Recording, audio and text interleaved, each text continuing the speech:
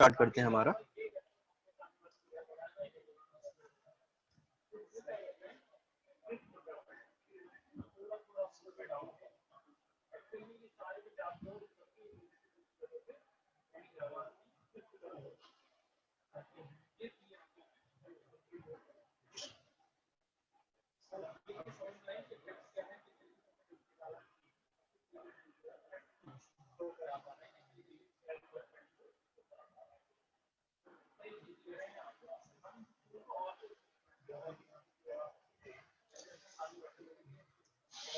चलिए, तो last class में हमने ये पढ़ लिया था कि रदरफोर्ड ने बेसिकली बता दिया था हमें कि एक एटम के अंदर पॉजिटिव चार्ज प्रेजेंट होता है और वो पॉजिटिव चार्ज एक साथ कलेक्ट होकर बैठा रहता है एक जगह पर।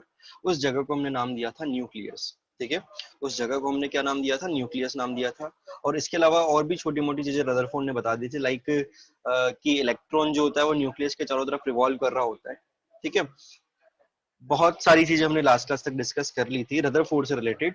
अब हम आगे मूव करेंगे और इसी टॉपिक को आगे कंटिन्यू करेंगे। ठीक है, तो देखें, आप हेडिंग डालें।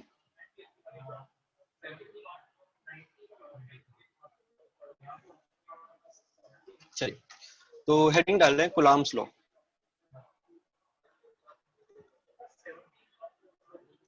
Coulomb's law. अब कुलाम्स लॉ हम यहाँ पे कहाँ से पढ़ने लग गए? ये तो हम फिजिक्स में पढ़ते थे, है ना। यहाँ पर भी है, बहुत थोड़ा सा इसका यूज है। और फिजिक्स में तो आप पढ़ोगे ही, बहुत डिटेल में पढ़ोगे, लेकिन यहाँ पर हमें बस बहुत छोटा सा इसका यूज है, इसलिए मैं आपको लिखवाता हूँ। कुलाम्स लॉ क्या होता है? बेसिकली कुलाम्स लॉ कहता है कि अगर दो चार्ज पार्टिकल्स हैं, एक चार्ज पार्टिकल है Q1 और Q2, ठीक है, और इनके बीच की डिस्टेंस कितनी है? इनके बीच की डिस्टेंस है कुछ इस तरीके से। कितने डिस्टेंस है? R डिस्टेंस है। ठीक है, तो इन दोनों चार्ज पार्टिकल्स के बीच में जो फोर्स लगेगा वो डायरेक्टली प्रोपोर्शनल होगा Q1 इंटू Q2 के, और फोर्स जो है वो इनवर्सली प्रोपोर्शनल होगा 1/r² के। ठीक है, Q1 और Q2 के तो डायरेक्टली प्रोपोर्शनल होगा और इनवर्सली प्रोपोर्शनल होगा 1/r² के। तो जो फोर्स अगर आप एक साथ कंबाइन करके लिखोगे तो ये हो जाएगा Q1 Q2/r²। ठीक है, Q1 Q2/r²। और देखो, जब प्रोपोर्शनल हटेगा तो क्या आएगा? एक कांस्टेंट। और वो कांस्टेंट मालूम है किसी को क्या होता है? 1/4πε0। हाँ, जिसको हम k कहते हैं, इस कांस्टेंट को हम k कहते हैं, इसकी वैल्यू होती है 1/4πε0। ठीक है, तो k Q1 Q2/r²।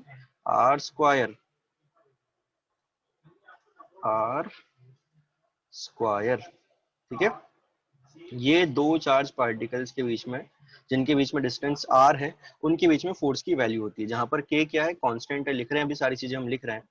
जहां पर k क्या है? एक कांस्टेंट। ठीक है, इसकी वैल्यू होती है 9 × 10⁻⁹। अब यूनिट आप खुद से भी बना सकते हो इसकी, न्यूटन मीटर स्क्वायर। देखो यूनिट कैसे बताओगे?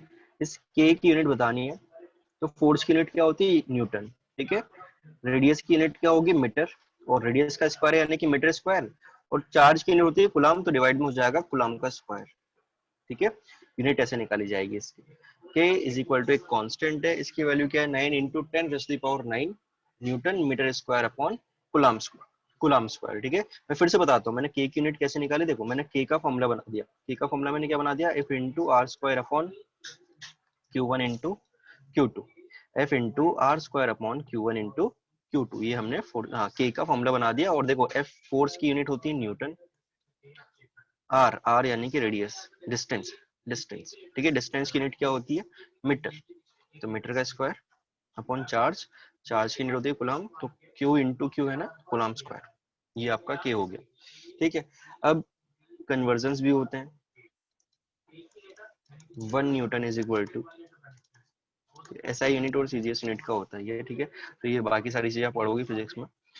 यहाँ पर हमारे लिए जो एक इम्पोर्टेंट चीज है वो तो एक ये फॉर्मूला है, ये फॉर्मूला आपको पता हो, F is equal to k Q1 Q2 upon r²। ठीक है, और जो k होता है तो अभी बताया था किसी ने, शायद सिद्धांत ने बताया था, 1/4πε0। ठीक है। एप्सिलॉन नॉट बेसिकली परमिटिविटी होती है वैक्यूम की।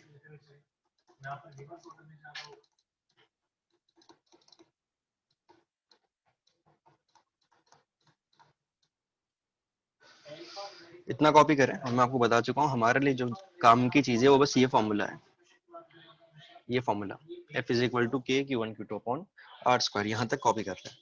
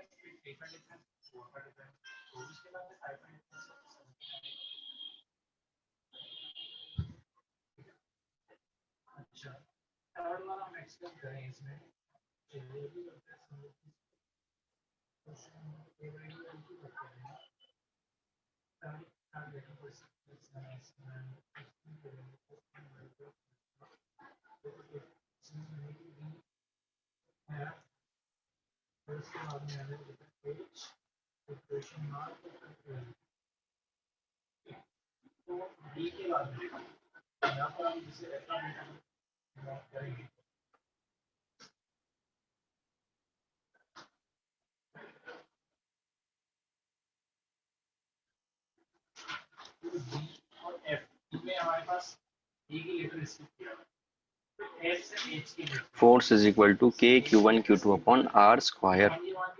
ठीक है, ये तो 1 न्यूटन की मैंने वैल्यू आपको लिखवाई है, 10⁵ डाइन होता है। ये ऐसे न्यूटन जो होता है ऐसे यूनिट में होता है। ठीक है,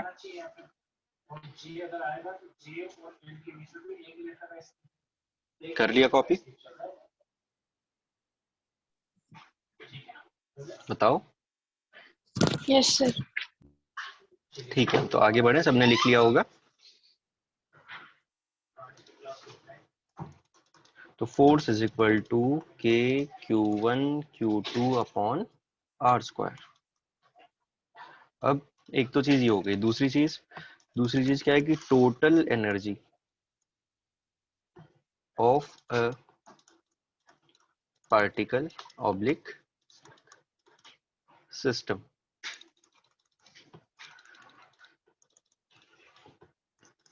किसी भी पार्टिकल या सिस्टम की जो टोटल एनर्जी होती है वो दो पार्ट्स में रहती है। ठीक है, एक तो काइनेटिक एनर्जी की फॉर्म में और दूसरा पोटेंशियल एनर्जी की फॉर्म में। काइनेटिक एनर्जी और पोटेंशियल एनर्जी। काइनेटिक एनर्जी किसकी वजह से होगी? Due to movement of particle. और पोटेंशियल एनर्जी किसकी वजह से होगी? पोजीशन। हाँ, पोजीशन की वजह से, due to position of particle, due to position of particle. और फॉर्मूला याद है किसी को काइनेटिक एनर्जी का? Half mv square. Half mv square.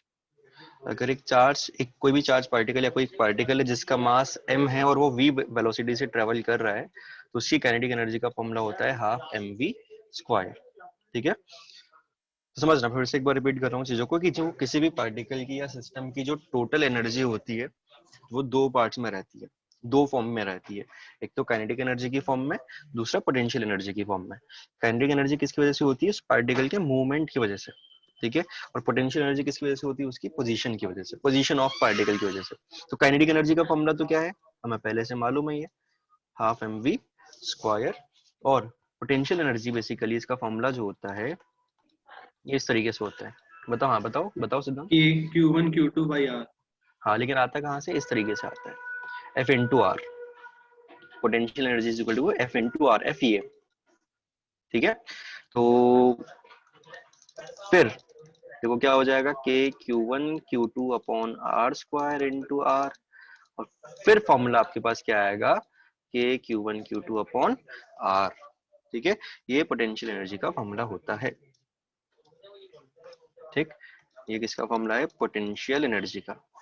तो किसी भी सिस्टम की जो टोटल एनर्जी होती है, बेसिकली टोटल एनर्जी वो होती है kinetic energy plus potential energy दो फॉर्म में रहती है, काइनेटिक एनर्जी की फॉर्म में और पोटेंशियल एनर्जी की फॉर्म में। और टोटल एनर्जी क्या होती है? Kinetic energy plus potential energy. ठीक, लिखो इसको।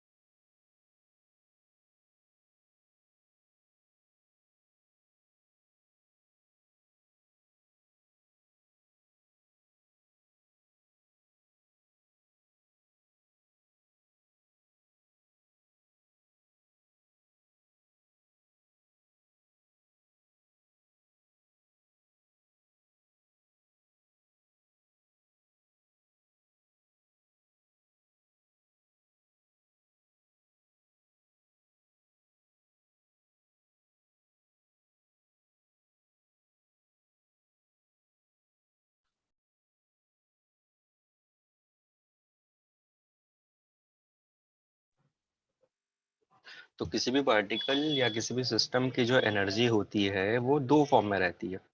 अगर वो पार्टिकल मूव कर रहा है तो एक तो काइनेटिक एनर्जी की फॉर्म में और उसकी पोजीशन की वजह से, यानी कि पोटेंशियल एनर्जी की फॉर्म में, और total energy is equal to kinetic energy plus potential energy. ठीक है, काइनेटिक एनर्जी का तो फॉर्मूला मेरे ख्याल से हमें याद होगा। पोटेंशियल एनर्जी का फॉर्मूला भी याद कर लो, जैसा फोर्स का फॉर्मूला है k q one q two upon r square. बस इसमें पोटेंशियल एनर्जी का फॉर्मूला क्या है? K q one q two upon r, क्योंकि देखो हमने क्या किया, एफ से मल्टीप्लाई किया हुआ है किसको? आर को। ठीक है,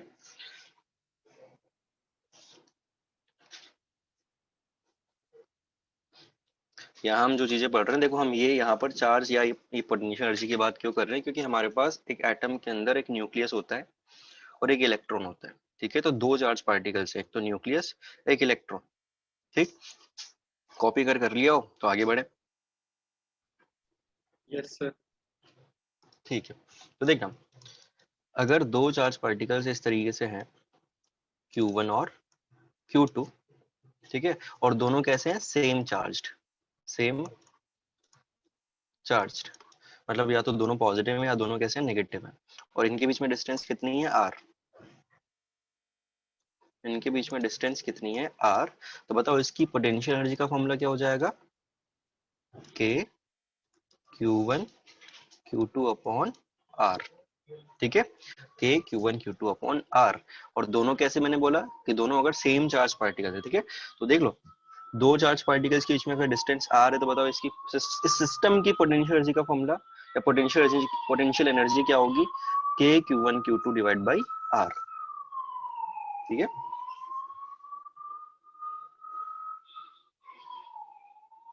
कॉपी कर लो। और यहां से हम ये भी बोल सकते हैं कि जैसे जैसे डिस्टेंस बढ़ेगी पोटेंशियल एनर्जी क्या हो जाएगी? कम हो जाएगी।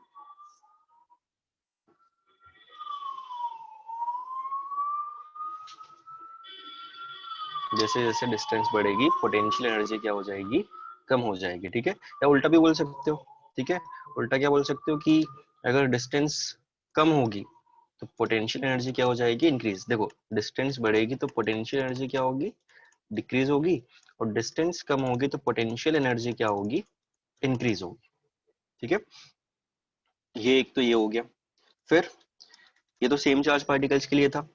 अब क्या हो? इफ अपोजिट चार्ज्ड पार्टिकल्स, जो हमारे पास जो चार्ज पार्टिकल्स हैं वो कैसे हैं? दोनों पे अपोजिट चार्ज हो, यानी कि एक पॉजिटिव तो दूसरा कैसा हो? नेगेटिव हो।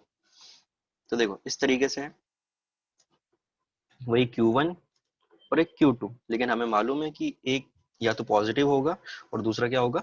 नेगेटिव होगा, क्योंकि हमने वही कंडीशन लिखी है। पहले तो हमने कौन सी कंडीशन की बात की थी? जब दोनों सेम चार्ज हैं। अब जब दोनों अपोजिट चार्ज हैं और दोनों के बीच में डिस्टेंस कितनी है? R है। ठीक, तो इस बार जो पोटेंशियल एनर्जी होगी, देखो क्या होगी? K Q1, ठीक है, एक अपोजिट चार्ज होगा, यानी कि एक पॉजिटिव दूसरा नेगेटिव, तो एक जो होगा, ये जो Q2 होगा, मान लो Q2 जो है वो नेगेटिव चार्ज है, डिवाइड बाई R। तो इसका जो नेगेटिव चार्ज है इसको तो आप वैल्यू के साथ पुट करोगे, देखो इस तरीके से, मान लो एक पॉजिटिव है एक नेगेटिव है, डिवाइड बाई R।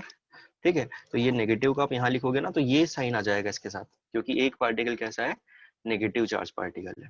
ठीक है, जब दोनों सेम चार्ज है तो फॉर्मूला ये रहा, और जब दोनों अपोजिट चार्ज हैं तो ऑफ कोर्स एक क्या होगा, एक पॉजिटिव होगा एक नेगेटिव होगा, ये नेगेटिव साइन के साथ। ठीक है, कॉपी कर लो। अब हमें इसी फॉर्मूला से मतलब है, ये वाला, इफ अपोजिट चार्ज पार्टिकल्स, क्योंकि हमारे एटम में एक न्यूक्लियस होता है और एक इलेक्ट्रॉन होता है, ये पॉजिटिव चार्ज और ये नेगेटिव चार्ज। तो हम कौन से फॉर्मूला को यूज करेंगे, इस वाले फॉर्मूला को यूज करेंगे।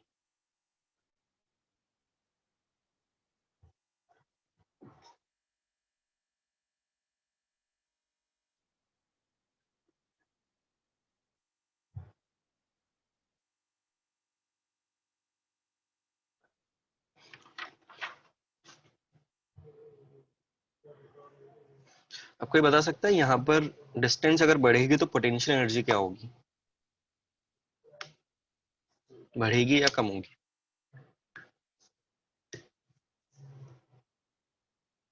ये नेगेटिव चार्ज समझ में आ गया ना, क्यों आया नेगेटिव साइन, क्यों आया, क्योंकि एक जो चार्ज पार्टिकल है वो नेगेटिव है। ठीक है, तो उसका नेगेटिव चार्ज तो आएगा ही। सर ऊपर वाले का अपोजिट हो जाएगा, क्या हो जाएगा बताओ, बोल के मतलब बताओ। यदि रेडियस बढ़ेगा तो पोटेंशियल एनर्जी बढ़ हम्म, जाएगी। अगर रेडियस बढ़ेगी तो देखो, रेडियस बढ़ेगी तो ऐसे लग रहा है कि कम होगी, लेकिन यहाँ पे ध्यान दो कि यहाँ पर एक नेगेटिव साइन भी नेगेटिव है। चार्ज। Yes sir. हाँ, तो जस्ट अपोजिट हो जाएगा, पोटेंशियल एनर्जी भी बढ़ेगी, और अगर रेडियस कम होगी तो पोटेंशियल एनर्जी भी क्या हो जाएगी, डिक्रीज हो जाएगी। ठीक है, ये भी आपको कॉपी करना, और हम मूव कर रहे हैं बस इस, ये हमने इसलिए पढ़ा है क्योंकि बस इसके कुछ कुछ पॉइंट्स जो हैं हमें हमारे अगले टॉपिक में चाहिए होंगे।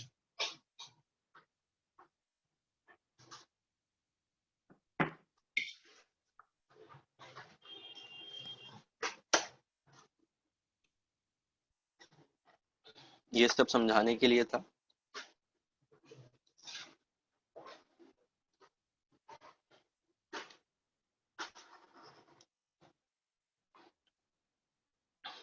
अगर यहाँ तक किसी को कुछ पूछना है तो पूछ सकता है।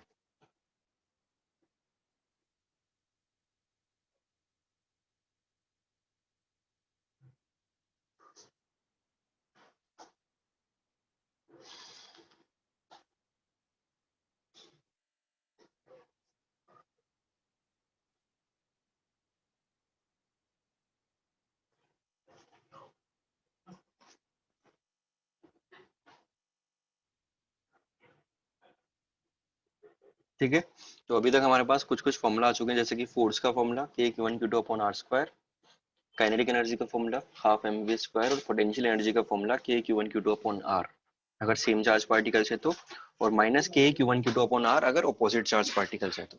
ठीक है, अगर यहाँ तक कंप्लीट हो गया तो बताओ, हम मूव करते हैं अगले टॉपिक। Yes sir.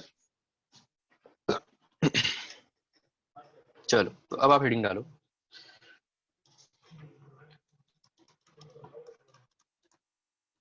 क्लोजेस्ट, या ऐसे कर लो कि कैलकुलेशन ऑफ, ऐसे लिखो, calculation of closest distance of approach by an alpha particle. Calculation of closest distance of approach by an alpha particle. ये जो पार्ट चल रहा है ये भी रदरफोर्ड का ही पार्ट चल रहा है। ठीक है, ये जो पार्ट चल रहा है ये भी रदरफोर्ड का ही पार्ट चल रहा है। रदरफोर्ड का सिर्फ वो एक्सपेरिमेंट नहीं था, उसके अलावा भी रदरफोर्ड ने बहुत सारी चीजें बताई थी। ठीक है, ये जो पार्ट चल रहा है ये भी रदरफोर्ड का ही है। हेडिंग डाल लिया, calculation of closest distance of approach by an alpha particle. अब बेसिकली इसके अंदर हमें क्या करना है, इस टॉपिक से ना हमें हेल्प मिलेगी कि हम न्यूक्लियस की रेडियस बता पाएंगे।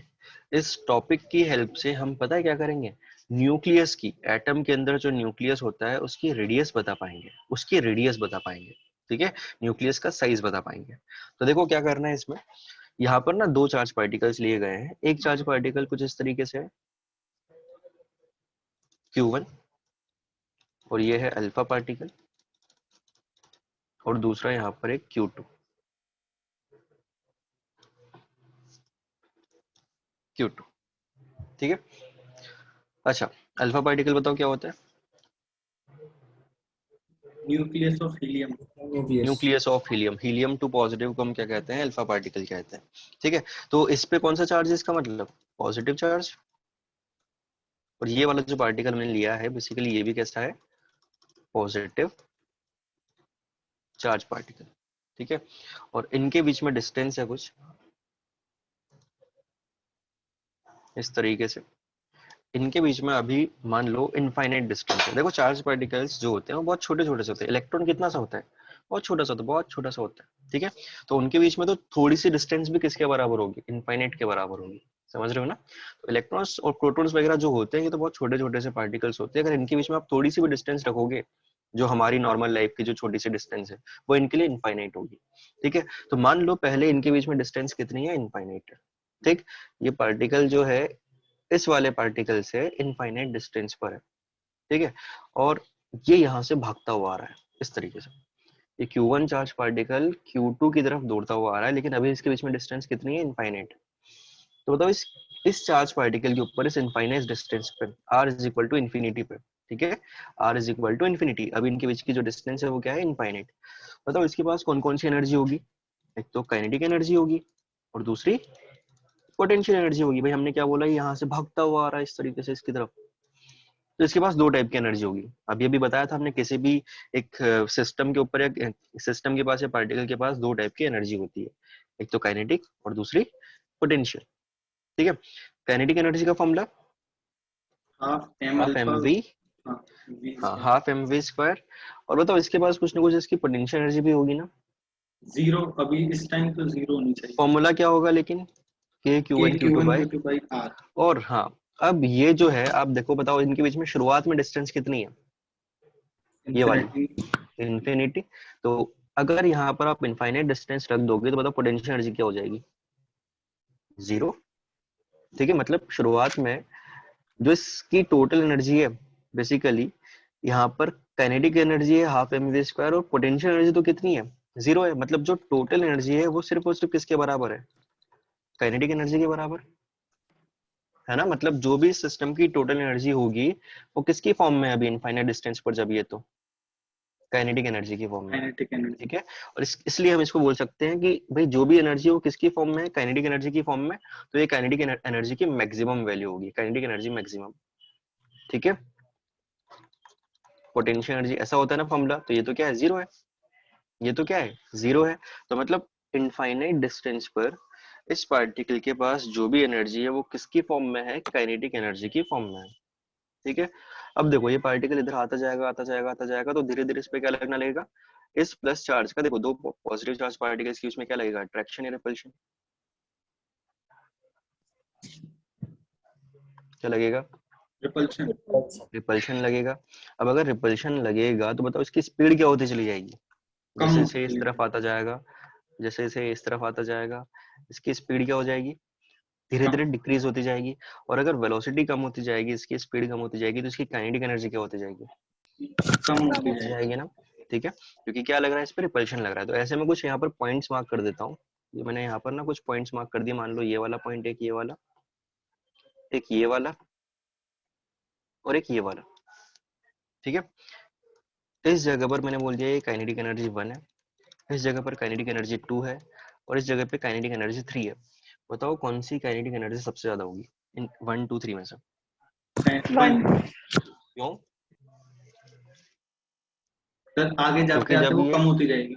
हाँ क्योंकि जैसे जैसे आगे बढ़ता जाएगा, इस तरफ आता जाएगा, इसकी स्पीड क्या होती जाएगी? कम होती चली जाएगी। तो काइनेटिक एनर्जी 1 ज्यादा है किससे? काइनेटिक एनर्जी 2 से। और काइनेटिक एनर्जी 2 ज्यादा है किससे? काइनेटिक एनर्जी 3 से, ठीक है। तो अब आप सोचो जरा कि जैसे जैसे आगे बढ़ता जाएगा, क्या एक ऐसा पॉइंट आएगा क्या जहां पर इसकी स्पीड क्या हो जाएगी? बिल्कुल बोलो। जीरो।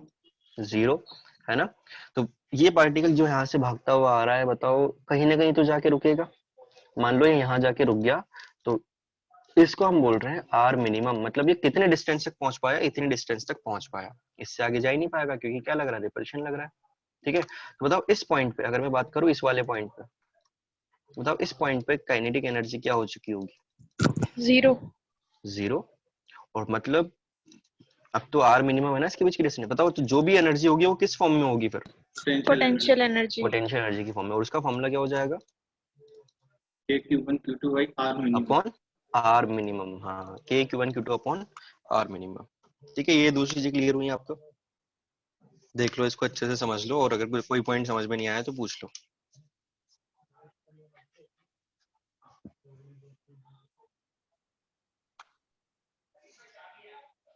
लिख लो और समझते हुए लिखना, और कोई पॉइंट अगर समझ में नहीं आया है तो पूछ लेना। आर मिनिमम वो डिस्टेंस है जहां तक वो हमारा अल्फा पार्टिकल पहुंच पाया इस दूसरे चार्ज पार्टिकल Q2 के पास में, जहां पर इसकी वेलोसिटी क्या हो चुकी है, 0 हो चुकी है।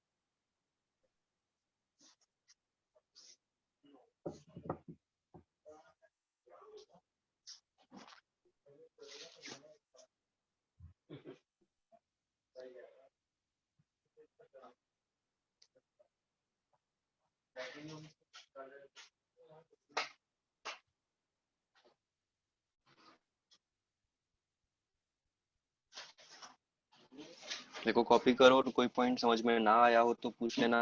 और यहाँ पर जो टोटल एनर्जी है बताओ ये किसके बराबर होगी? अब यहाँ पर देखो kinetic energy plus potential energy, लेकिन यहाँ पर क्या 0 हो चुका है? काइनेटिक एनर्जी 0 हो चुकी है। तो सब कुछ किसके बराबर होगा? पोटेंशियल एनर्जी के बराबर होगा। तो यहाँ पे PE मैक्सिमम होगा ना सर? हाँ, ये पीई मैक्सिमम होगा यहाँ पर। ये लो, लिख लो इसको इस तरीके से। मतलब इतना आपको समझ में आना चाहिए कि यहाँ से जब ये यहाँ तक आ रहा है तो इसकी काइनेटिक एनर्जी डिक्रीज होती जा रही है, और पोटेंशियल एनर्जी इसकी क्या होती जा रही है? इंक्रीज होती जा रही है।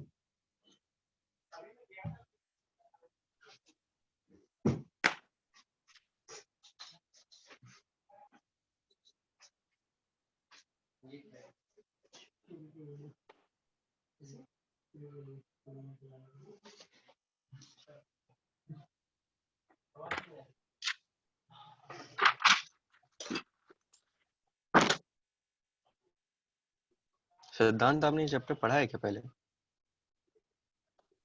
क्या सर? ये चैप्टर पढ़ा था क्या पहले? सर अभी थोड़ा सा मतलब मेरे पे थोड़े नोट्स थे तो ऐसे देखा था। अच्छा अच्छा।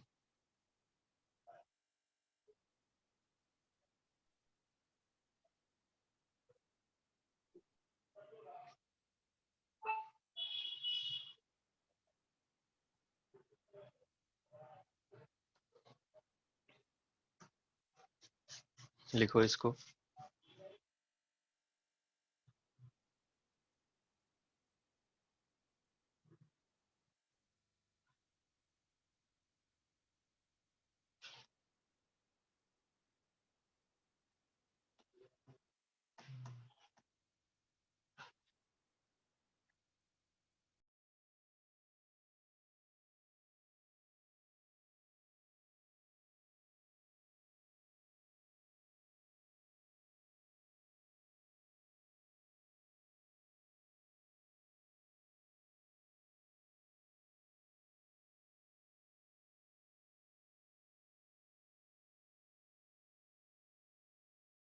लिख लिया? लिख लिया? अब चलो इसके बाद की बात जो है वो तो मैं आपको बाद में बताऊंगा, इसके आगे क्या आ रहा है, लेकिन समझना। मान लो ये कोई पॉजिटिव चार्ज पार्टिकल जिसको हमने अल्फा पार्टिकल मान लिया, ठीक है, और इस Q2 को आप रिलेट करो किससे? एक न्यूक्लियस से। भाई न्यूक्लियस के ऊपर भी चार्ज कौन सा होता है? पॉजिटिव चार्ज होता है ना। ठीक है, धीरे धीरे सुनते जाना, समझते चलना। ये तो हमने अल्फा पार्टिकल ही माना। ये जो Q2 हमारा जो दूसरा पॉजिटिव चार्ज पार्टिकल हमने माना है, मान लो ये क्या है? न्यूक्लियस। ठीक है, और यहाँ से अल्फा पार्टिकल भागता हुआ आ रहा है इसकी तरफ। तो बताओ जहां पर ये पार्टिकल रुक गया है, क्या बताओ उसको हम ये मान सकते हैं कि ये रेडियस ऑफ न्यूक्लियस है? जरा सोचो, क्योंकि देखो न्यूक्लियस तक ही आ पाएगा, न्यूक्लियस तो अंदर, न्यूक्लियस के अंदर थोड़ी घुस जाएगा अल्फा पार्टिकल। बोलो, यस सर। यस सर, है यस ना। सर। अगर हम थोड़ा सा सोचें कि अगर ये Q2 जो पार्टिकल है अगर हमारा न्यूक्लियस मान लें, तो ये जो पार्टिकल यहाँ से भागता हुआ आ रहा है और यहाँ जाके रुक गया है, हम ये मान सकते हैं क्या कि ये ही रेडियस होगी न्यूक्लियस की, क्योंकि यहाँ तक रुक गया, इसके आगे नहीं जा पा रहा, तो मतलब इसके आगे न्यूक्लियस है, इसके आगे जो भी पार्ट है वो न्यूक्लियस है, न्यूक्लियस के अंदर तो घुस नहीं जाएगा अल्फा पार्टिकल, ठीक है।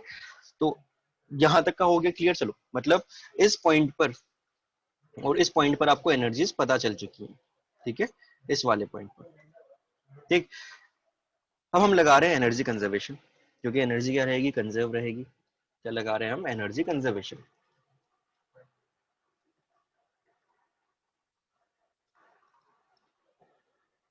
ठीक है। और इस एनर्जी कंजर्वेशन के अकॉर्डिंग जो टोटल एनर्जी थी कहां पर, R is equal to infinite distance पर, वो बराबर होगी टोटल एनर्जी कहां पर, R is equal to R minimum पर। समझ रहे हो, बट एनर्जी कहाँ जाएगी, एनर्जी तो कंजर्व रहेगी, ठीक है। तो कौन सी एनर्जी, जो इनफाइनाइट डिस्टेंस पर जो टोटल एनर्जी थी वो बराबर होगी किसके, जो R मिनिमम डिस्टेंस पर हमारे पास टोटल एनर्जी है, ठीक है।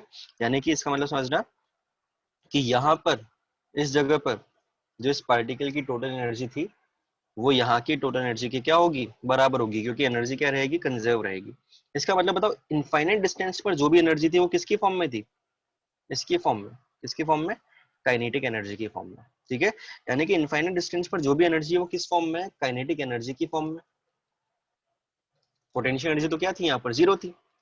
और जो आर मिनिमम डिस्टेंस पर है, बताओ जो एनर्जी है वो किसकी फॉर्म में है, टोटल एनर्जी किसकी फॉर्म में है, पोटेंशियल पोटेंशियल एनर्जी की फॉर्म में, क्योंकि काइनेटिक एनर्जी यहाँ पर क्या हो गई थी, zero, is equal to potential energy maximum, ठीक है।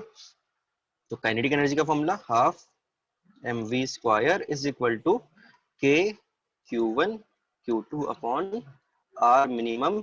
और ये r मिनिमम जो है इसी को हम क्या बोल रहे हैं, इस r मिनिमम को हम बोल रहे हैं रेडियस ऑफ न्यूक्लियस।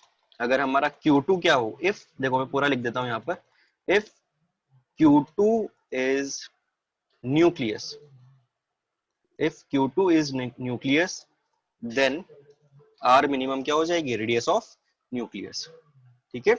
अगर हमने Q2 को क्या मान लिया, न्यूक्लियस मान लिया, तो R मिनिमम क्या हो गया, रेडियस ऑफ न्यूक्लियस हो चुकी है। और एक ये जो रिलेशन है, इस रिलेशन के थ्रू ना हम किसी भी एटम की, अब देखो अलग अलग एटम होते हैं, बहुत सारे एटम्स होते हैं, तो हर एक एटम के अंदर एक न्यूक्लियस होता है, तो हर एक की रेडियस क्या आएगी, अलग अलग आएगी न्यूक्लियस की, ठीक है।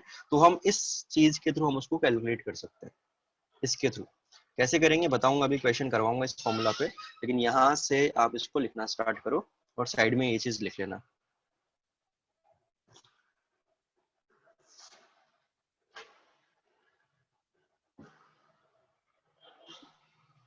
इसे अगर और डिटेल में लिखना चाहो तो मैं और डिटेल में भी लिख सकता हूँ इसको, जैसे कि इस तरीके से कि total energy eight infinite distance पे भी इतनी होगी और इस पे ये इतनी होगी, R is equal to R minimum पर, और हमें पता है ये यहाँ पर ये जीरो है और यहाँ पर ये जीरो है, ठीक है। इस तरीके से भी आप कर सकते हो और अपने समझने के हिसाब से।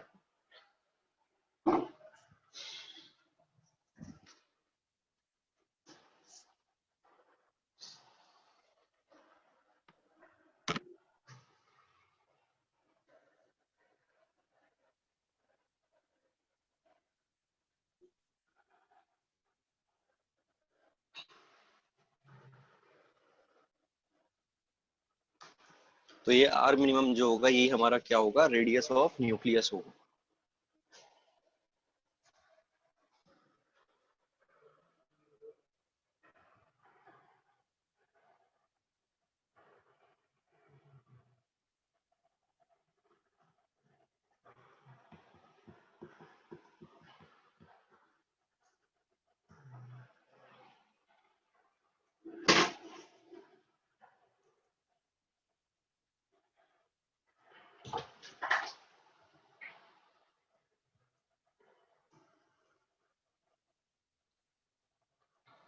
कॉपी कर लो इसको पूरा।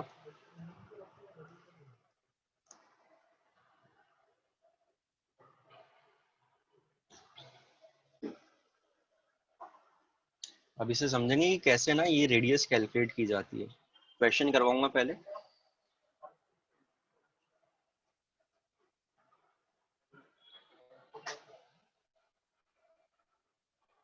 चैप्टर के पहले क्वेश्चन की तरफ हम बढ़ रहे हैं।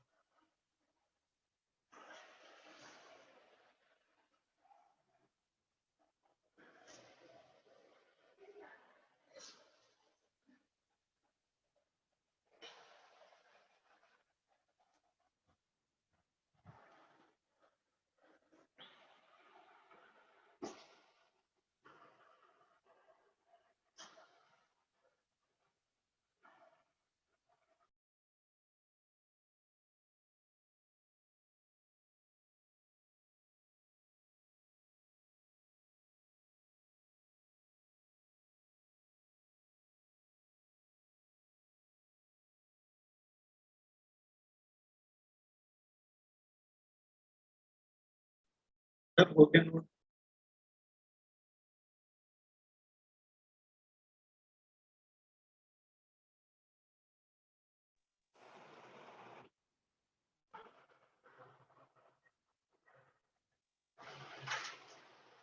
चलो लिख लिया। देखो आगे एक क्वेश्चन करते हैं, तो क्वेश्चन से समझ में आएगा कि आखिर क्या किया हमने अभी तक इसमें। Calculate the closest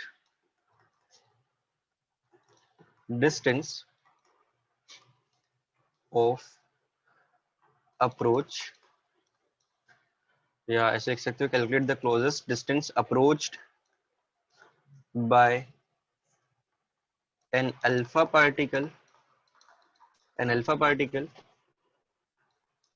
an alpha particle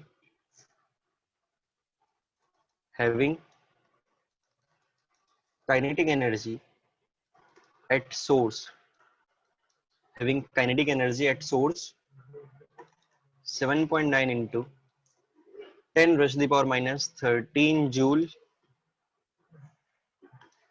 which is scattered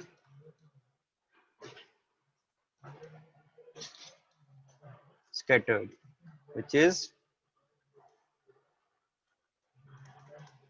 scattered by a gold nucleus। अब इस क्वेश्चन के थ्रू आप समझने की कोशिश करना कि अभी तक हमने ये जो पढ़ा ये क्या पढ़ा, ठीक है। और गोल्ड का जो आपको एटॉमिक नंबर दिया जा रहा है Z, वो दिया जा रहा है 79, ठीक है। गोल्ड का एटॉमिक नंबर कितना दिया जा रहा है, 79 दिया जा रहा है, ठीक है। तो वो समझना ये क्वेश्चन इस टॉपिक से कैसे रिलेटेड है। अभी आपको कुछ नहीं करना, मैं समझा रहा हूँ क्या करना है हमें इसमें। देखो calculate the closest distance approached by an alpha particle. मान लो ये एक अल्फा पार्टिकल है, ठीक है, ये अल्फा पार्टिकल है। Having kinetic energy at source, source मतलब क्या है कि जहां से अल्फा पार्टिकल को छोड़ा गया है, किसकी तरफ, गोल्ड के न्यूक्लियस, गोल्ड की तरफ, गोल्ड के न्यूक्लियस की तरफ। मान लो यहाँ पर कहीं क्या रखा हुआ है, एक गोल्ड का एटम रखा हुआ है, और गोल्ड के एटम के अंदर क्या होगा, गोल्ड का न्यूक्लियस होगा, ठीक है। तो यहाँ पर एक अल्फा पार्टिकल, इसको हम बोल रहे हैं सोर्स, सोर्स से यहाँ से रिलीज किया गया, ठीक है। और सोर्स पे इसकी काइनेटिक एनर्जी कितनी थी, इतनी थी, कितनी, 7.9 into 10 raise to the power minus 13 joule. कहाँ पर है ये काइनेटिक एनर्जी, यहाँ पर, ठीक है। अब ये पार्टिकल यहाँ से छोड़ा गया इस तरफ आ रहा है, ठीक है, इस तरफ आ रहा है, इस तरफ आ रहा है, इस तरफ आ रहा है, किसकी तरफ आ रहा है, गोल्ड के न्यूक्लियस की तरफ आ रहा है। तो पूछ रहा है कि calculate the closest distance approached by an alpha particle, मतलब ये मान लो यहाँ तक पहुंच पाया, ठीक है। और इसी को आप क्या बोलते हो, आर मिनिमम बोलते हो। तो इस आर मिनिमम की वैल्यू बतानी है हमें। जब हमारा ये जो हमने Q2 माना था ना, ये तो हमने Q1 माना था। ये Q2 बेसिकली क्या है, ये गोल्ड का न्यूक्लियस है। गोल्ड का न्यूक्लियस मतलब जो भी प्रोटॉन्स है गोल्ड के पास, कितने प्रोटॉन्स होते हैं बताओ, सामने लिखा हुआ है, कितने प्रोटॉन्स है गोल्ड के पास, 79। 79। 79 जो एटॉमिक नंबर है, ठीक है। ये क्वेश्चन है और यही इस टॉपिक की थीम थी। ये जो हमने लास्ट जो हमने टॉपिक पढ़ा, यही इस टॉपिक में हमने समझा, ठीक है। तो सोर्स पे बताओ, जो सोर्स से यहाँ आ रहा होगा, जो जब हमने यहाँ से अल्फा पार्टिकल को छोड़ा होगा, तो सब कुछ जो होगा वो किसकी फॉर्म में होगा, जो भी एनर्जी होगी किसकी फॉर्म में होगी, काइनेटिक एनर्जी की फॉर्म में। Kinetic energy. और वो क्या है, 7.9 इंटू 10⁻13 जूल। तो करना क्या है, हमें वही चीज अप्लाई करनी है, क्या, total energy at r is equal to infinity is equal to total energy at r is equal to r minimum। अब total energy r is equal to infinity पे क्या है, यही काइनेटिक एनर्जी मैक्सिमम, इसकी तो वैल्यू में पहले से दी हुई है। और ये क्या है यहाँ पर, पोटेंशियल एनर्जी मैक्सिमम। तो देखो काइनेटिक एनर्जी कितनी, 7.9 इंटू 10⁻13 जूल। अब यहाँ पर ना आपको ध्यान एक और चीज का रखना है, यूनिट्स का। अभी तो देखो के, पोटेंशियल एनर्जी का फॉर्मूला क्या, के Q1 Q2 upon r minimum. अब ये जो आपके Q1 और Q2 पहचानने आने चाहिए। Q1 हमारा क्या है, अल्फा पार्टिकल, और Q2 हमारा क्या है, गोल्ड, गोल्ड का न्यूक्लियस, गोल्ड न्यूक्लियस। Q2 क्या है, गोल्ड न्यूक्लियस। ठीक है, चलो तो वैल्यूज को पुट करते हैं। 7.9 इंटू 10⁻13 इज इक्वल टू, बताओ के की वैल्यू कितनी, बोलो, 9 इंटू 10⁻9। Q1 कितना, 79। 2 into 1.6 अल्फा पार्टिकल है Q1, ये रहा, हीलियम 2 पॉजिटिव। बताओ Q1 क्या लिखोगे, 2 into 1.6 into 10 raised to power minus 9. 2 into, क्यों 2 इंटू क्यों किया, सर 2 पॉजिटिव चार्जेस। दो हाँ ये सिर्फ यहाँ 2 लिख के मत छोड़ देना कि भाई हीलियम जो हमारा अल्फा पार्टिकल है वो हीलियम 2 पॉजिटिव, तो यहाँ ऐसे कर दिया कि 2 लिख के छोड़ दिया, नहीं, ये 2 तो रिलेटिव होता है। 2 पॉजिटिव का मतलब है कि 2 इंटू 1.6 इंटू 10⁻19। ये मैं आपको पढ़ा चुका हूँ वहाँ पहले ही। ये तो Q1 हो गया। अब Q2 कितना, गोल्ड न्यूक्लियस। गोल्ड के न्यूक्लियस पे चार्ज कितना होगा, गोल्ड के न्यूक्लियस में, 79 into न्यूक्लियस के अंदर प्रोटॉन्स और न्यूट्रॉन्स होते हैं, न्यूट्रॉन का तो कोई चार्ज नहीं होता। गोल्ड के अंदर मतलब जो गोल्ड का न्यूक्लियस है उसमें प्रोटॉन्स हैं और न्यूट्रॉन्स हैं, तो जो भी चार्ज होगा प्रोटॉन्स की वजह से होगा। और प्रोटॉन्स कितने हैं, 79, यानी कि 79 प्रोटॉन्स, और हर एक प्रोटॉन पे चार्ज कितना, 1.6 इंटू 10⁻19। ये तो आपका के Q1 Q2 निपटाया हमने। और ये अपॉन में क्या, आर मिनिमम, ये तो हमें निकालना है, आर मिनिमम तो हमें निकालना है।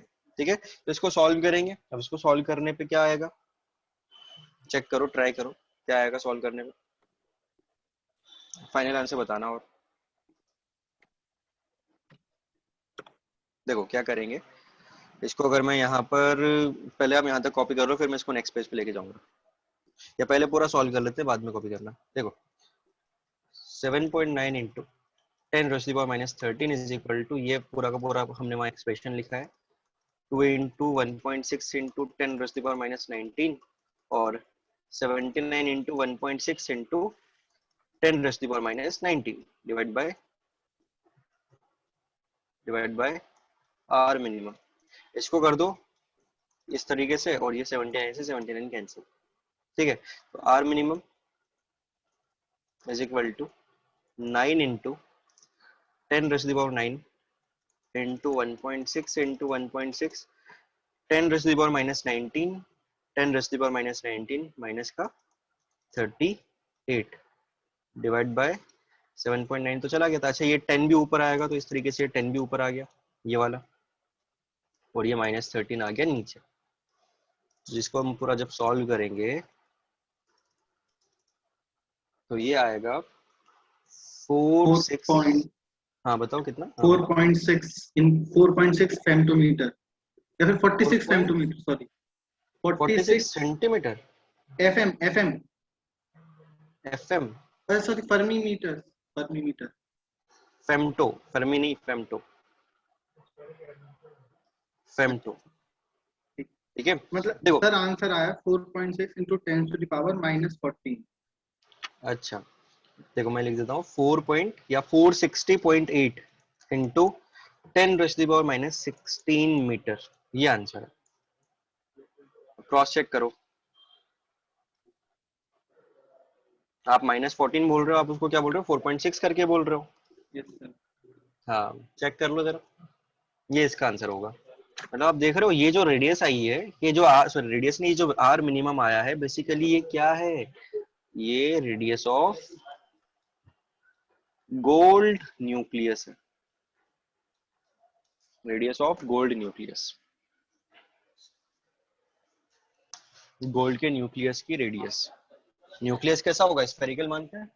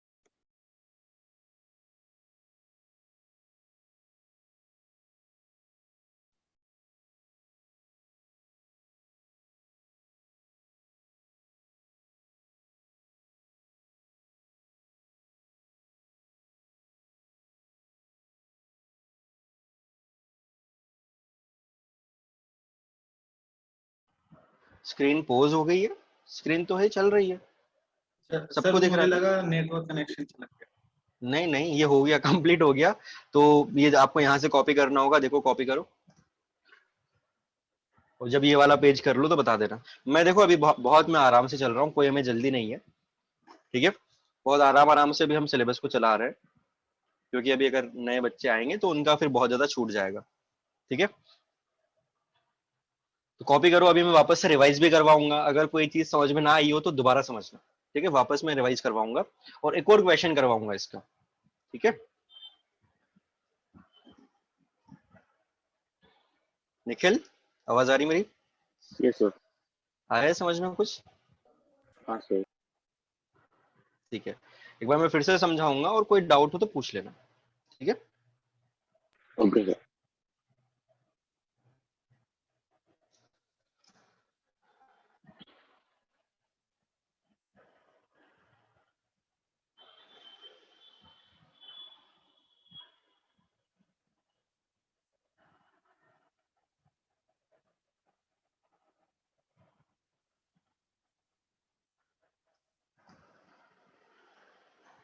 देखो, हो सकता है जो लोग पहली बार क्लास कर रहे हो या जो मुझसे पहली बार पढ़ रहे हो, देखो शुरुआत में चाहे आप किसी से भी पढ़ो, हो सकता है आपको थोड़ा सा प्रॉब्लम आए कि टीचर क्या बोल रहे हैं, हमें थोड़ा समझ में नहीं आ रहा। वो जो आपकी ट्यूनिंग है ना, वो थोड़ा टाइम लगेगा बैठने में, ठीक है, कि थोड़ा सा समझने में कि मैं क्या बोल रहा हूँ। मैंने कोई अगर आपको मतलब क्या पता, शायद मैं कोई वर्ड बोल रहा हूँ आपको समझ में ना आ रहा हो, वो थोड़ा सा टाइम लगता है, तो उससे ज्यादा परेशान मत होना। वो धीरे धीरे जब 2 दिन क्लास कर लोगे तो उसमें सेट हो जाओगे आप लोग।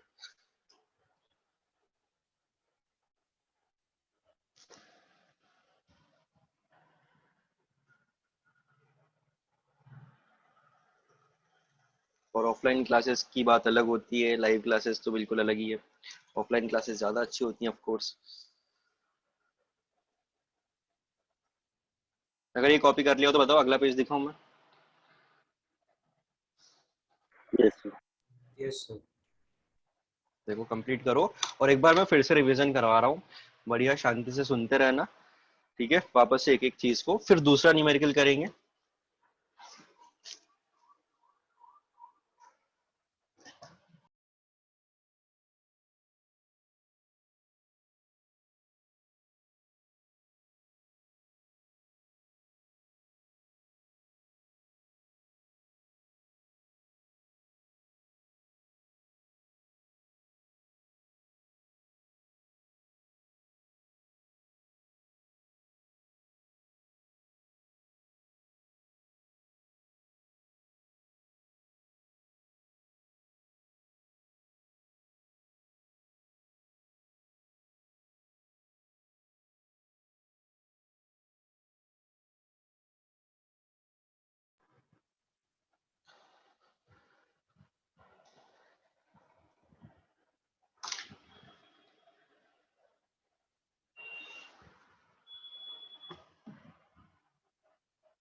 कर लिया कॉपी?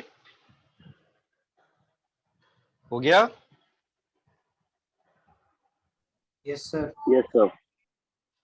चलो तो आ जाओ वापस से फिर से, कहां पर, यहाँ पर। देखो कुलाम्स लॉ क्या है, बेसिकली कुलाम्स लॉ की हेल्प से हम क्या करते हैं, दो चार्ज पार्टिकल्स, देखो एक मान लो पॉजिटिव चार्ज है, एक नेगेटिव चार्ज है, तो पॉजिटिव और नेगेटिव के बीच में क्या लगता है, अट्रैक्शन लगता है। मान लो एक पॉजिटिव चार्ज है, दूसरा भी पॉजिटिव चार्ज है, तो पॉजिटिव और पॉजिटिव के बीच में क्या लगता है, हम सब ये जानते हैं क्या लगता है, रिपल्शन लगता है। तो कितना अट्रैक्शन लग रहा है, कितना रिपल्शन लग रहा है, ये हम किसकी हेल्प से बताते हैं, कुलाम्स लॉ की हेल्प से बताते हैं। कितना फोर्स लग रहा है, मान लो दो चार्ज पार्टिकल Q1 और Q2 है, इनके बीच में डिस्टेंस R है, कुछ ना कुछ तो डिस्टेंस होगी ना, तो इनके बीच में जो फोर्स लग रहा है उसका फॉर्मूला होता है K Q1 Q2 divide by R square.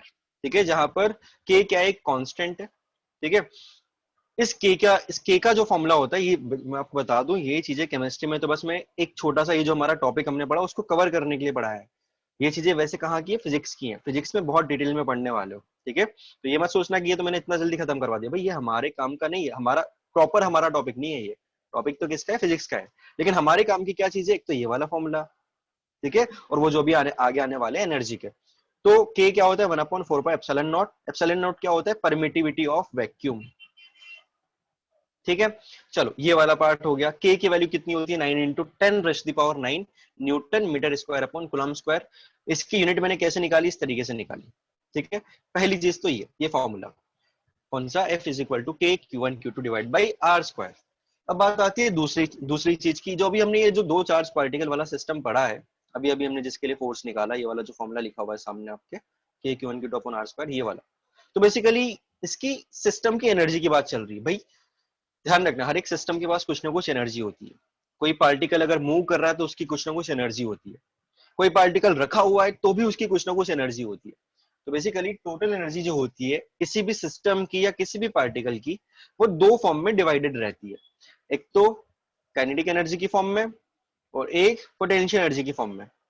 और जो टोटल एनर्जी होती है वो किसके बराबर होती है, kinetic energy plus potential energy के बराबर होती है। जो सिस्टम की जो टोटल एनर्जी होती है वो किसके बराबर होती है, kinetic energy plus potential energy के बराबर होती है। ठीक है, अब बात आती है जो काइनेटिक एनर्जी है वो क्या है। देखो काइनेटिक काइनेटिक का मतलब होता है मूवमेंट करना, है ना, काइनेटिक्स का मतलब होता है मूवमेंट करना। तो काइनेटिक एनर्जी बेसिकली अगर किसी सिस्टम की है या किसी पार्टिकल की है तो वो किस लिए होगी, क्योंकि वो पार्टिकल मूव कर रहा होगा। तो काइनेटिक एनर्जी किसकी वजह से होती है, due to movement of particle. अगर आप चल रहे हो ना तो आपके पास काइनेटिक एनर्जी है, जब आप मूव करते हो तो आपके पास भी कुछ ना कुछ काइनेटिक एनर्जी होती है। ठीक है, तो काइनेटिक एनर्जी किसकी वजह से होती है, due to movement of particle. और काइनेटिक एनर्जी का फॉर्मूला होता है हाफ mv स्क्वायर। ठीक है, जहां पर m उस पार्टिकल का मास है और v उसकी क्या है, वेलोसिटी है। Kinetic energy is equal to half mv square. ऐसे ही जो दूसरी है वो क्या है, पोटेंशियल एनर्जी। पोटेंशियल एनर्जी क्या होती है कि भाई ये इससे r डिस्टेंस पे रखा हुआ है, तो जो जो पोजीशन है उसकी, उस पोजीशन की वजह से जो एनर्जी होती है। ठीक है, अगर आप इसको r डिस्टेंस पे यहाँ रखा हुआ है तो उसकी कुछ ना कुछ एनर्जी होगी। इससे मान लो यहाँ कहीं रखा हुआ है तो फिर कुछ और एनर्जी होगी, मतलब due to position of particle. और इस पोटेंशियल एनर्जी का फॉर्मूला होता है F into r, force into इनके बीच में डिस्टेंस। ठीक है, F इंटू आर, इन दो चार्ज पार्टिकल के बीच में डिस्टेंस और इनके बीच में लगने वाला फोर्स, यही क्या होता है, पोटेंशियल एनर्जी होता है। ठीक है, तो इसका फॉर्मूला क्या है, देखो फोर्स का formula K Q1 Q2 upon R square, और इनके बीच में डिस्टेंस कितनी है, R। पोटेंशियल एनर्जी, इस पूरे सिस्टम की पोटेंशियल एनर्जी कितनी हो गई, K Q1 Q2 divide by R। ठीक है, K Q1 Q2 divide by R, ये हो गई पोटेंशियल एनर्जी। ठीक है, तो देखो अब पोटेंशियल एनर्जी का जो फॉर्मूला है, काइनेटिक एनर्जी का तो फिक्स है हाफ mv स्क्वायर। अब जो पोटेंशियल एनर्जी है, जो हमारे दो चार्ज पार्टिकल जिनकी हम बात कर रहे हैं इतनी देर से, मान लो अगर ये दोनों के ऊपर सेम चार्ज हो, सेम चार्ज यानी कि या तो पॉजिटिव या नेगेटिव।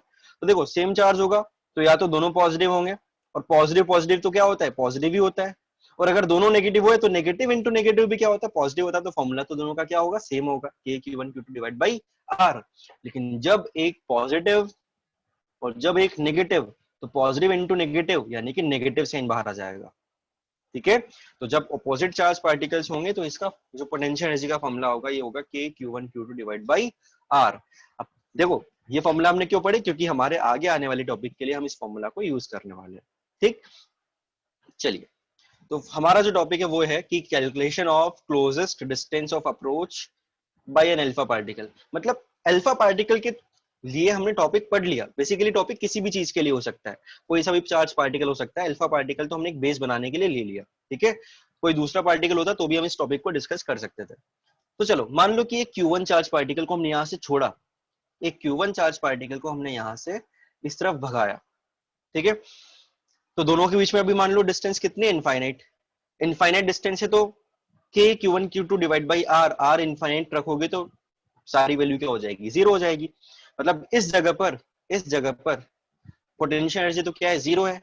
और देखो टोटल एनर्जी जो होती है वो काइनेटिक प्लस पोटेंशियल की फॉर्म में होती है। पोटेंशियल अगर जीरो है तो मतलब टोटल एनर्जी पूरी किसकी फॉर्म में है, काइनेटिक एनर्जी की फॉर्म में। और पूरी काइनेटिक एनर्जी ही है तो बताओ इसको हम क्या बोल देंगे, मैक्सिमम बोल देंगे। और मान लो अगर ये v स्पीड से भागा तो काइनेटिक एनर्जी का फॉर्मूला क्या हो जाएगा, हाफ एम वी स्क्वायर। हम जानते हैं कि हमने ये भी पॉजिटिव चार्ज पार्टिकल बोला है और ये भी पॉजिटिव चार्ज पार्टिकल बोला है। तो जैसे जैसे ये इसकी तरफ आएगा आएगा आएगा आएगा तो दोनों पॉजिटिव के बीच में क्या लग रहा होगा, रिपल्शन लग रहा होगा। रिपल्शन लगेगा तो उसकी स्पीड क्या होती जाएगी, धीरे धीरे कम होती चली जाएगी। और अगर स्पीड कम होती चली जाएगी तो काइनेटिक एनर्जी भी क्या होती चली जाएगी, कम होती चली जाएगी। और एक ऐसा पॉइंट आएगा जहां पर रिपल्शन भयंकर मैक्सिमम लग रहा होगा और उस मैक्सिमम रिपल्शन पे इसकी वेलोसिटी क्या हो जाएगी, जीरो हो जाएगी। और वेलोसिटी जीरो होती है, काइनेटिक एनर्जी क्या हो जाएगी, जीरो। और पार्टिकल यहां जाके रुक गया, हम मान रहे हैं कि रुक गया है ना। तो रुक गया तो काइनेटिक एनर्जी जीरो, और जो भी एनर्जी होगी फिर वो किस फॉर्म में हो जाए, किस फॉर्म में आ जाएगी, क्योंकि यहाँ पोटेंशियल एनर्जी जीरो नहीं है, यहाँ डिस्टेंस इनफाइनाइट थोड़ी है, यहाँ तो कुछ ना कुछ डिस्टेंस है। तो यहाँ पर जो भी एनर्जी होगी वो किसकी फॉर्म में होगी, इस पोटेंशियल एनर्जी की फॉर्म में होगी, ठीक है। तो आर मिनिमम डिस्टेंस पर टोटल एनर्जी किसके बराबर है, पोटेंशियल एनर्जी के। अब देखो क्या होता है, एनर्जी कंजर्वेशन होता है कि कोई जो ये जो चार्ज पार्टिकल है इसकी एनर्जी पूरे टाइम पे क्या रहेगी, कंजर्व रहेगी। ये भी फिजिक्स का कॉन्सेप्ट है, ठीक है। एक चार्ज पार्टिकल ये जो हमारा मूव कर रहा है इसकी टोटल एनर्जी क्या रहेगी, कंजर्व रहेगी। कंजर्व रहेगी मतलब एनर्जी का कोई लॉस नहीं हो रहा। जितनी एनर्जी पार्टिकल यहां से लेके चला था उतनी ही एनर्जी पार्टिकल के पास यहाँ पे भी होगी, ठीक है। लेकिन वो अलग बात है, यहाँ पर एनर्जी काइनेटिक एनर्जी की फॉर्म में थी और यहाँ पर एनर्जी किसकी फॉर्म में हो गई है, वो पोटेंशियल एनर्जी की फॉर्म में। तो एनर्जी तो बेसिकली क्या रहनी है, कंजर्व रहनी है। यानी कि कंजर्व रहनी है मतलब total energy at r is equal to infinite is equal to total energy at r is equal to r minimum, ठीक है। तो इनफाइनाइट पे तो टोटल एनर्जी किसकी फॉर्म में थी, काइनेटिक एनर्जी की फॉर्म में, और आर मिनिमम पे किसकी फॉर्म में थी, पोटेंशियल एनर्जी की फॉर्म में। तो ये हो गया half m v square is equal to k Q1 Q2 upon r minimum. अब फिर मैंने आपको ये समझाया कि बेसिकली यहाँ पर मान लो ये एक पार्टिकल है, मान लो यहाँ पर मैंने एक एटम रखा हुआ है और ये उसका न्यूक्लियस है, ये उसका क्या है, न्यूक्लियस है। ये जो Q2 है हम अगर इसको न्यूक्लियस माने और यहाँ से हम इस अल्फा पार्टिकल क्यों यहाँ पे भगाया हमने इसको, तो ये यहाँ जाके रुक गया। तो इसका मतलब क्या है कि यहाँ पर न्यूक्लियस की बाउंड्री खत्म हो रही होगी, है ना। एक भयंकर रिपल्शन लग रहा है इसलिए जाके यहाँ रुका होगा, ठीक है। अब देखो यहाँ से आगे नहीं जा रहा, मतलब सिंपल सी बात है न्यूक्लियस के अंदर एंटर तो कर नहीं जाएगा अल्फा पार्टिकल, ठीक है। और ये पॉइंट वो है जहां पर भयंकर रिपल्शन लग रहा है, मतलब बिल्कुल पास आ गया होगा अल्फा पार्टिकल किसके, न्यूक्लियस के। तो एक हमारा ऑब्जर्वेशन है, मतलब हम ये मान के चल रहे हैं कि ये रेडियस होती होगी किसकी, न्यूक्लियस की। मतलब मान लो इस तरीके से, ठीक है, ये हमारा न्यूक्लियस हो गया, ठीक। चलो, तो इस फॉर्मूला की हेल्प से हम क्या करने वाले हैं, रेडियस ऑफ न्यूक्लियस फाइंड करने वाले हैं, जो कि हमने किया भी है।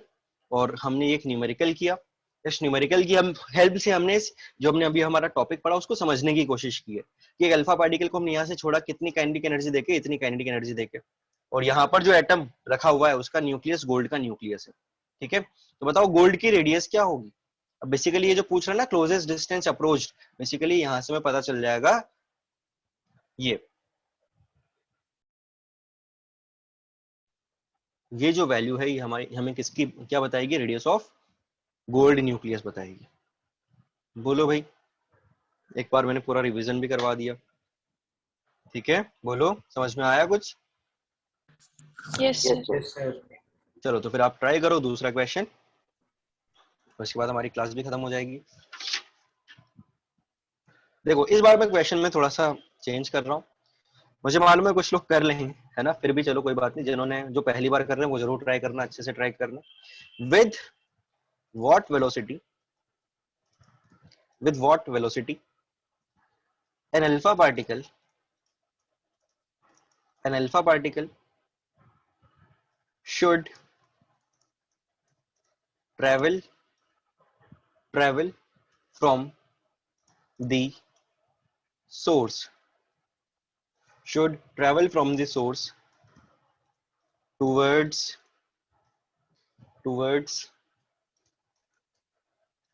nucleus of manganese. मैंगनीज का सिंबल होता है Mn और एटॉमिक नंबर कितना होता है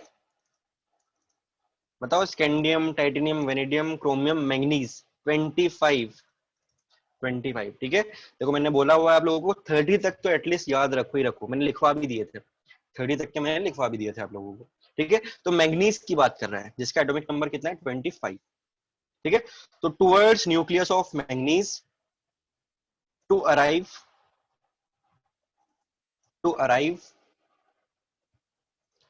at a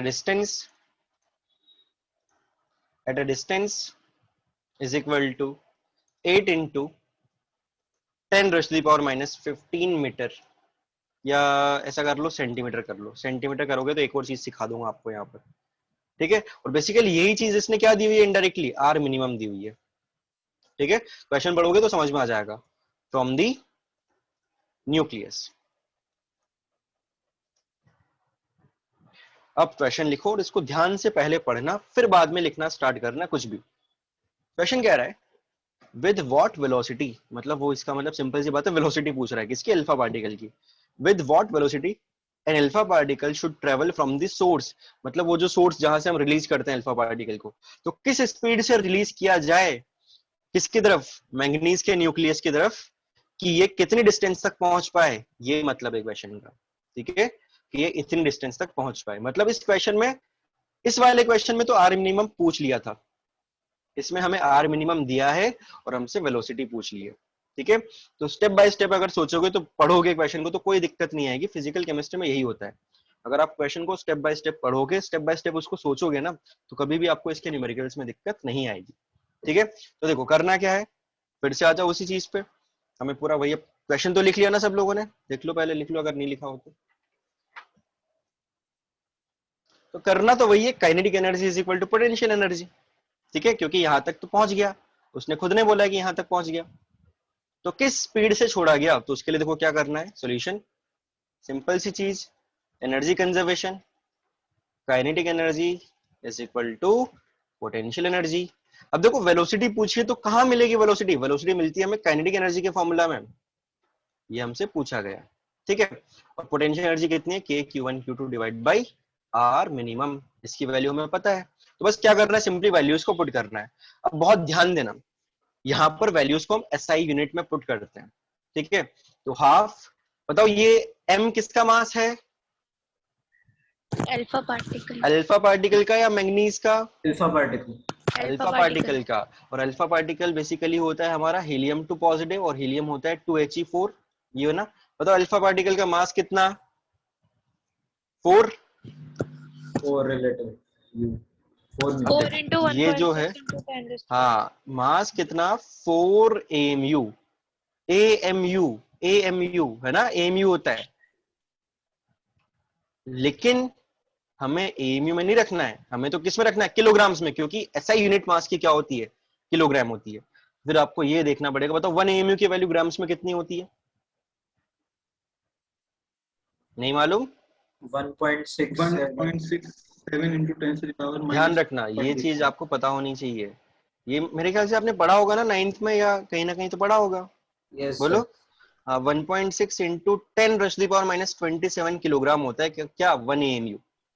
तो 4 AMU किसका मास, ये मास नंबर होता है, वही मास होता है किसी भी एटम का, इसका मास नंबर कितना है 4, और यूनिट क्या है AMU, और AMU को कन्वर्ट करना में किलोग्राम में, तो ये इससे हमने मल्टीप्लाई कर दिया, तो हमें ये वैल्यू लिखनी है यहाँ पे, क्या 4 इंटू 1.6 इंटू 1.67 होता है, वैसे कोई फर्क नहीं पड़ रहा, 1.6 into 10 raise to the power minus 27 kilogram. ये तो हमें निकालना है, वेलोसिटी तो हमें निकालनी है। k की value 9 into 10 raise to the power 9। अब बताओ Q1 किसका चार्ज, हमारे अल्फा पार्टिकल का चार्ज, ये तो हमने अभी पिछले क्वेश्चन में भी लिखा था, 2 पॉजिटिव है ना, तो 2 into 1.6 into 10 raise to the power minus 19, क्योंकि ये तो रिलेटिव चार्ज होता है, 2 पॉजिटिव का मतलब है ये और Q2 क्या है बताओ, Q2 क्या है, मैंगनीज का न्यूक्लियस, उसका चार्ज बताओ कितना होगा, क्या होगा। 25 into 1.6 into 10 raised to 12. हाँ, तो मैग्नीज के पास कितने प्रोटॉन्स, 25 जो उसका एटॉमिक नंबर है, और 25 प्रोटॉन्स, और हर एक प्रोटॉन पे चार्ज कितना, 1.6 into 10⁻⁻⁹ divide by R minimum भी पता है, आर मिनिमम कितना है।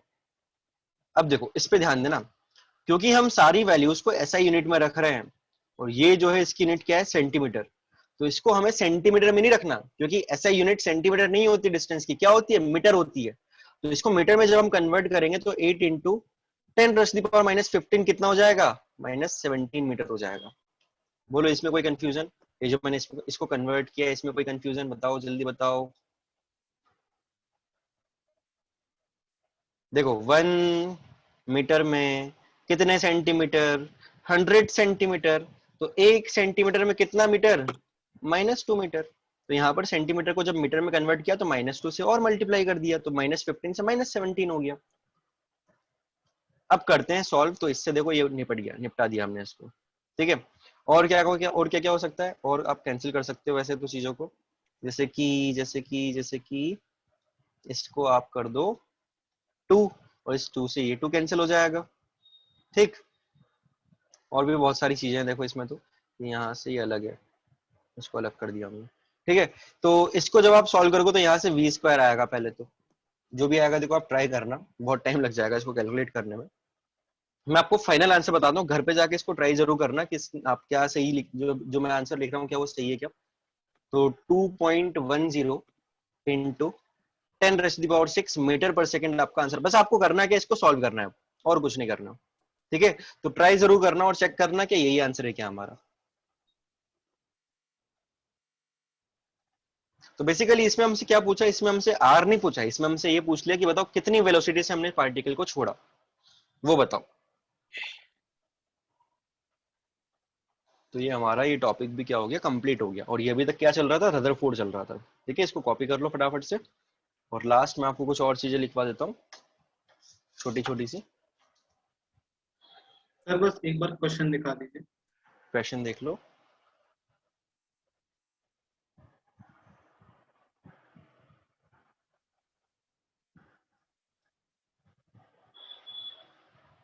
ये लो, हो गया। Yes sir. चलो सॉल्यूशन भी कॉपी करो। वैसे सॉल्यूशन ना, जब भी अगर आप कोई न्यूमेरिकल करते हो, जैसे मान लो मैंने आपको ये न्यूमेरिकल बता दिया, तो अब आपको इसको देख देख के कॉपी नहीं करना। अब आपने समझ तो लिया, अब ट्राई करो कि आप इसको जितना हो सके बिना देखे लिखो, ठीक है। ये ट्राई किया करो। Okay sir. बाकी लोग भी बता दो, अगर बाकी लोगों ने भी लिख लिया होगा तो फिर मैं आगे बढ़ूं। लिख लिया है सर। लिख लिया। तो देखो अभी आपने जो 2 एग्जाम्पल किए, जो पहला वाला एग्जाम्पल किया था गोल्ड के लिए, बताओ आपने क्या इस तरीके से आपने एक अल्फा पार्टिकल को छोड़ा, फिर वो अल्फा पार्टिकल जहां जाके रुका वहां से आपने ये निकाल लिया, ये निकाल लिया ना, बताओ यही रेडियस ऑफ न्यूक्लियस है ना। तो ऐसी एक्सपेरिमेंट रदरफोर्ड ने बहुत सारे एलिमेंट्स के लिए किए, बहुत सारे एटम्स के लिए किए, और उन्होंने एक रिलेशन दे दिया हमें, एक जनरल रिलेशन उन्होंने हमें क्या दे दिया, कि रेडियस ऑफ न्यूक्लियस जो होती है, रेडियस ऑफ न्यूक्लियस जो होती है बेसिकली आर से इसको हम रिप्रेजेंट कर रहे हैं, और ये होता है R0 a⁻⁴ उन्होंने बहुत एक्सपेरिमेंट, बेचारे रदरफोर्ड ने बहुत मेहनत की इस रिलेशन को देने के लिए, ठीक है। तो याद जरूर रखना कि radius of nucleus R = R0 a⁻⁴ जहां पर R0 जो है वो एक कांस्टेंट है, ठीक है। R0 क्या है, एक कांस्टेंट, जिसकी वैल्यू कितनी है 1.33 into 10⁻⁻13 सेंटीमीटर। और ए तो मेरे ख्याल से आप लोग जानते हो ना, क्या है ये, मास नंबर। Mass number. तो ये आप जरूर याद रखना है ना, ये आप जरूर याद रखना। Radius of nucleus R = R0 a⁻⁴ अब आपको सिंपली देखो कितना आसान कर दिया रदरफोर्ड ने आपके लिए, कि जिस भी एलिमेंट का आपको रेडियस ऑफ न्यूक्लियस निकालना है उसका मास नंबर रखो और आंसर निकालो, ठीक है। कॉपी कर लो। और देखो मैं आपसे पूछूं, बताओ डेंसिटी ऑफ न्यूक्लियस क्या होगी, डेंसिटी ऑफ न्यूक्लियस डेंसिटी का फॉर्मूला बता सकते हो? Mass mass upon mass upon volume. Volume. तो डेंसिटी ऑफ न्यूक्लियस यानी कि mass of nucleus upon volume of nucleus. ठीक है, बताओ न्यूक्लियस बेसिकली कैसा होता है? स्फेरिकल होता है ना। और बताओ स्फीयर का वॉल्यूम पता हो आपको कितना होता है? 4/3 pi 4/3 4/3 pi R cube. 4/3 pi R cube. हाँ वेरी गुड। तो देखो मास ऑफ न्यूक्लियस तो क्या होता है भाई? मास ऑफ न्यूक्लियस तो ए, ये जो इसका मास नंबर है वही मास ऑफ न्यूक्लियस होता है। ठीक है, divide by volume of nucleus. अब वॉल्यूम ऑफ न्यूक्लियस के लिए हमें रेडियस ऑफ न्यूक्लियस चाहिए होती है, और ये रही रेडियस ऑफ न्यूक्लियस। ठीक है, तो 4/3 पाई आर क्यूब, और क्या कर दो इसको पुट कर दो। 4/3 पाई आर, आर यानी कि R naught A to the power 1/3 का क्यूब। और जब आप इसको सॉल्व करोगे ना, बस इतना लिख के छोड़ दो, काफी है। क्योंकि देखो यहां से देखो क्या हो जाएगा, a की पावर 1/3 और उसका क्यूब, तो ये तो a की पावर 1/3 इंटू 3 यानी कि a बन जाएगा, और उस a से ये कट जाएगा। ठीक है, इससे ये पूरा कट जाएगा, और आर नोट की पावर मतलब बचा के आपके पास देखो 1/4/3 पाई आर नोट का क्यूब। ठीक है, बस आज के लेक्चर में यहीं तक। इसको कॉपी करो, जो आपको याद रखना है वो तो ये याद रखना है। ठीक है, ये वाला फॉर्मूला याद रहे तो ये आप अपने आप निकाल लोगे, इसमें कोई मेहनत थोड़ी लग रही है। Density is equal to mass upon volume किया बस हमने। अगर बस आपको ये याद रहेगा तो इसको कोई याद करने की जरूरत नहीं है, ये तो आप खुद से भी निकाल सकते हो मास अपॉन वॉल्यूम करके। ठीक है, तो इस चैप्टर में देखो मैं आपको बता दूं, इस चैप्टर में हमने क्या क्या डिस्कस कर लिया अभी तक। जब हमने चैप्टर की शुरुआत की थी तो मैंने शुरुआत की थी सबसे पहले इलेक्ट्रॉन प्रोटॉन के बारे में बताया था मैंने आपको मैटर के बारे में बताया था, जनरल केमिस्ट्री जो चैप्टर था हमारा। मैटर के बारे में मैंने आपको प्लाज्मा बीईसी के बारे में बताया था। इलेक्ट्रॉन प्रोटॉन न्यूट्रॉन के मैंने आपको मास चार्ज सब कुछ लिखवाए थे मैंने आपको। ठीक है, कुछ पर्टिकुलर टाइप के क्वेश्चंस करना मैंने आपको सिखाया था। आयंस क्या होता है मैंने आपको ये बता दिया था। ठीक है, फिर हमने जब ये चैप्टर स्टार्ट किया तो इसमें सबसे पहले हमने कैथोड रे एक्सपेरिमेंट को डिस्कस किया, एनोड रे एक्सपेरिमेंट को डिस्कस किया, फिर हमने थॉमसन मॉडल स्टार्ट कर दिया था, उसके बाद रदरफोर्ड, और उसके बाद ये आज का लेक्चर है। कोई बहुत ज्यादा मिस नहीं हुआ है। जो लोग नए हैं मतलब जिन्होंने क्लास अगर नहीं की है तो अगर ये कॉपी कर लिया हो तो बताओ। Yes sir. चलिए ठीक है, तो चलो रिवीजन करते रहना, प्रैक्टिस करते रहना, चीजों को पढ़ते रहना। और निखिल अगर आप चाहो रुकना, कुछ बात करना चाहो तो रुक सकते हो, बाकी लोग लीव कर सकते हैं। मिलते हैं next class, bye bye, good night. Nikhil अगर आपको कुछ पूछना हो तो आप रुक सकते हो, ये बता दो अगर कुछ नहीं पूछना तो। सर आपने कितने चैप्टर करा दिए अब तक? अभी कुछ नहीं करवाया, अभी तो बस एक मैंने बेसिकली क्या करवाया था, शुरुआत में मैंने 9th का टॉपिक पढ़ाया था। 9th का टॉपिक नहीं बोलेंगे, बेसिकली 9th से मैं धीरे धीरे मैंने लेवल को मूव किया था 11th वाला। ठीक है, मैटर पढ़ाया था मैंने आयंस के बारे में बताया था, बहुत नॉर्मल सी चीजें थी। हाँ, उसके बाद फिर हमने एटॉमिक स्ट्रक्चर स्टार्ट किया था। एटॉमिक स्ट्रक्चर में भी देखो हमने क्या क्या पढ़ा है। कैथोड रे एक्सपेरिमेंट जो आप 9th क्लास में पढ़ते हो, ठीक है। हाँ, लेकिन उसके बारे में थोड़ी सी एक्स्ट्रा चीजें और बताई थी मैंने। एनोड रे एक्सपेरिमेंट वो भी आप 9th क्लास में पढ़ते हो। थॉमसन एटॉमिक मॉडल वो भी आप 9th क्लास में पढ़ते हो। रदरफोर्ड का जो एक्सपेरिमेंट लास्ट क्लास तक किया था वो भी आप पढ़ते हो। ये आज जो आपने बिल्कुल सही टाइम पे ज्वाइन किया, आज कुछ नई चीज पढ़ाई मैंने तो आपने देखा। ओके सर, चलो मिलते हैं नेक्स्ट क्लास, बाय बाय।